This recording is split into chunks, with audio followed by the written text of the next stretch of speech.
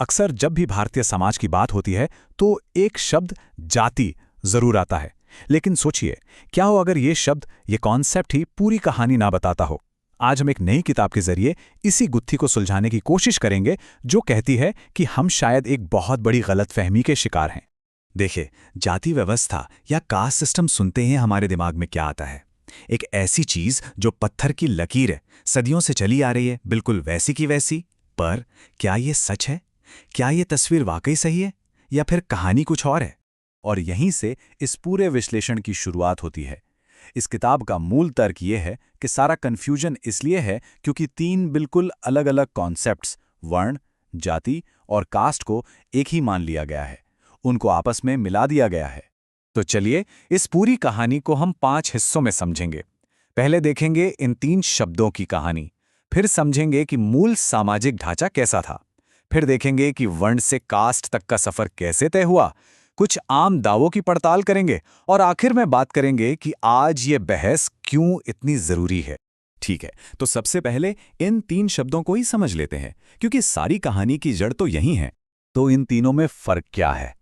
देखिए, वर्ण एक तरह का सैद्धांतिक मतलब थ्योरेटिकल डिवीजन था, जो काम या व्यवसाय पर आधारित था। फिर आती है जाति, जो समुदाय और रिश्तेदारी से जुड़ी थी। और तीसरा है कास्ट। ये शब्द, ये आइडिया औपनिवेशिक शासन की देन है, एक रिजिड हायरार्की जिसे यूरोपियन अपने साथ लाए। दिलचस्प बात यह है कि किसी भी भारतीय भाषा में कास्ट का कोई सीधा सीधा शब्द है ही नहीं। तो अगर कास्ट बाहर से आया, तो फिर यहाँ का मूल सामाजिक ढांचा कैसा था? चलिए अब ये समझते हैं, जिसे किताब में ओपन आर्किटेक्चर कहा गया है। हाँ, तो इस तस्वीर को देखिए। यहाँ समझने वाली बात यह है कि वर्ण कोई अलग थलग चीज नहीं थी। ऐसा नहीं था कि बस एक ऊंच नीच की सीढ़ी बना दी, नहीं, ये एक बड़े बैलेंस्ड सिस्टम का हिस्सा था।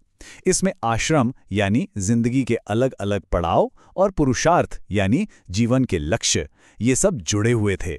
ये सब मिलकर जिंदगी जीने का एक पूरा फ्रेमवर्क बनाते थे।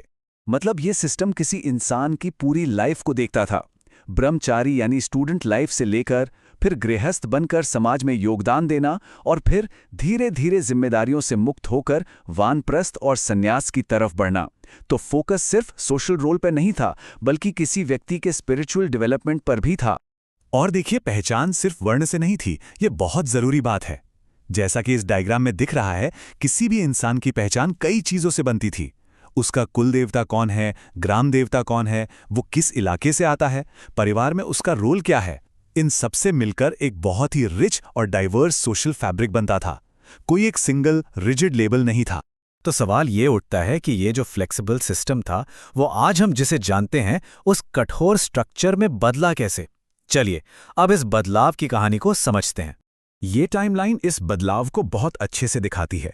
तो किताब के मुताबिक कहानी कुछ यूं आगे बढ़ी। शुरू में वैदिक काल में वर्ण सिस्टम काफी फ्लेक्सिबल था, जन्म पर आधारित नहीं। फिर मुस्लिम शासन के दौरान जातियां थोड़ी और मजबूत, थोड़ी और कठोर हुईं।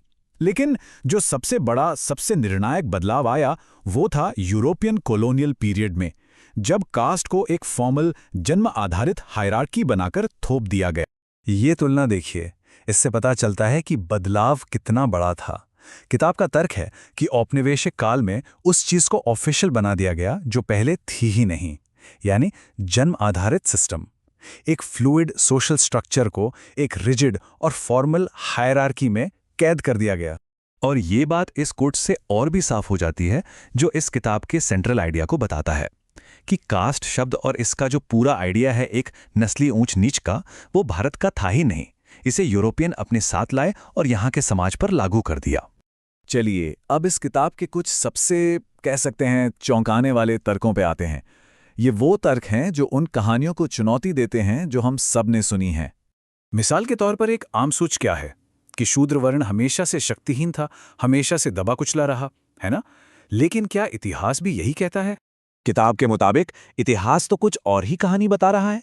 यहाँ तो बड़े बड़े शक्तिशाली साम्राज्यों और राजवंशों की लाइन लगी हुई है, जिनकी जड़ें शूद्र वर्ण में थीं। नंद राजवंश, मौर्य साम्राज्य, पाल राजवंश, काकतीय राजवंश, ये कोई छोटे मोटे नाम नहीं हैं। ये फैक्ट उस नैरेटिव को सीधे सीधे चैलेंज करता है कि वो हमेशा से ही उत्पीड़ित थे। और अब ये नंबर देखिए, 66.59%। ये नंबर चौंका सकता है। ये ब्रिटिश कॉलोनियल रिकॉर्ड से लिया गया है। 1825 में मद्रास जिले के स्कूलों में 66.59% छात्र शूद्र थे। ये उस धारणा से एकदम उल्टा है कि उन्हें हमेशा शिक्षा से दूर रखा गया। तो ये जो पूरी तस्वीर उभर कर आ रही है वो यह है कि शूद्र सिर्फ श्रमिक नहीं थे, वो योद्धा थे, वो शिक्षक थे, आयुर्वेदिक डॉक्टर थे, और तो और उनके अपने शक्तिशाली गिल्ड्स या संघ थे जो आज के बैंकों की तरह काम करते थे। मतलब समाज में उनके रोल बहुत डाइवर्स और काफ़ी प्रभावशाली थे। और ये सिर्फ पुराने इतिहास की बात नहीं है। किताब में एंथ्रोपोलॉजिकल सर्वे ऑफ इंडिया का डेटा भी दिया गया है, जो दिखाता है कि आज भी ज़्यादातर दलित समुदाय खुद को हिंदू मानते हैं और वो एक शेयर्ड सोशल लाइफ का हिस्सा है। जैसे कि 91% एक ही श्राइन्स या पूजा स्थलों पर जाते। तो अब सवाल आता है कि इस सब ऐतिहासिक जानकारी का आज क्या मतलब है? आज की दुनिया में ये बातें क्यों मायने रखती हैं? बात यह है कि अगर इतिहास को सही से नहीं समझा गया तो आज की डिबेट्स भी सही दिशा में नहीं जा सकती। किताब का तर्क है कि जो वेस्टर्न थ्योरीज हैं, जैसे क्रिटिकल रेस थ्योरी, जो पूरी दुनिया को सिर्फ 2 हिस्सों में देखती है, उत्पीड़क और उत्पीड़ित, ऑप्रेस्ड और ऑप्रेसर, उसे सीधे सीधे भारत पर लागू करना ठीक नहीं है। क्यों? क्योंकि भारत का ऐतिहासिक और सामाजिक कॉन्टेक्स्ट बिल्कुल अलग रहा है। और ये सिर्फ इस किताब का कहना नहीं है, इसमें एक वेस्टर्न स्कॉलर, एक कैम्ब्रिज एंथ्रोपोलॉजिस्ट का भी जिक्र है, जो कहती हैं कि कास्ट का ये जो कठोर रूप आज हम देखते हैं ना, ये कोई हजारों साल पुरानी पत्थर की लकीर नहीं है, ये काफ़ी हद तक एक हालिया डेवलपमेंट है। तो आखिर में ये सब हमें एक बहुत बड़े सवाल के साथ छोड़ जाता है। कहते हैं कि इतिहास हमेशा विजेता लिखते हैं, तो जाति की जो कहानी हमें बताई गई है, जो हमें विरासत में मिली है, वो कहानी आखिर किसकी है?